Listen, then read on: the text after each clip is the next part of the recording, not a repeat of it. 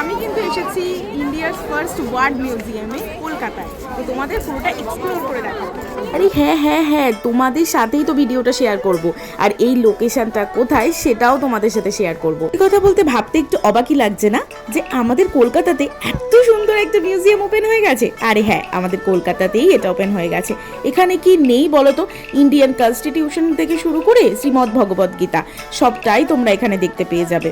Mother tongue বা আমাদের ভাষার কি করে উৎপত্তি হলো এবং প্রথম থেকে কিভাবে ধীরে ধীরে আজকে আমাদের এই বাংলা ভাষার উৎপত্তি, এই সবটাই তোমরা ওখানে দেখতে পাবে প্রজেক্টরের মাধ্যমে এবং সাউন্ড সিস্টেমের মাধ্যমে। সোনাগড় শিলালিপি, অভিজ্ঞান শকুন্তলম, রামায়ণ, মহাভারত, আরও কত কি তোমরা দেখতে পাবে। অর্থশাস্ত্র শুরু থেকে শুরু করে নাট্যশাস্ত্র, মৃদঙ্গ মঞ্জুরি আর গীতাবলি, আরও কতই না কিছু দেখতে পাবে। তবে এগুলোর কিন্তু সবগুলোই তোমরা রেপ্লিকা দেখতে পাবে।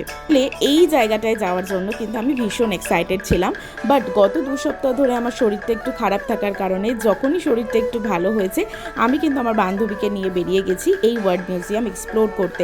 তার একটা মূল কারণ আছে, তার কারণটা হলো কিন্তু 15 অগস্ট অবধি তোমরা এখানে ফ্রি এন্ট্রি করতে পারবে, আর তারপর এন্ট্রি অবশ্যই করতে পারবে, কিন্তু তখন তোমাদের টাকা পে করতে হবে। এবার সেটা কত টাকা সেটা এক্স্যাক্টলি আমি এখন জানি না, আমি যদি জানি আমি তোমাদের অবশ্যই জানিয়ে দেবো।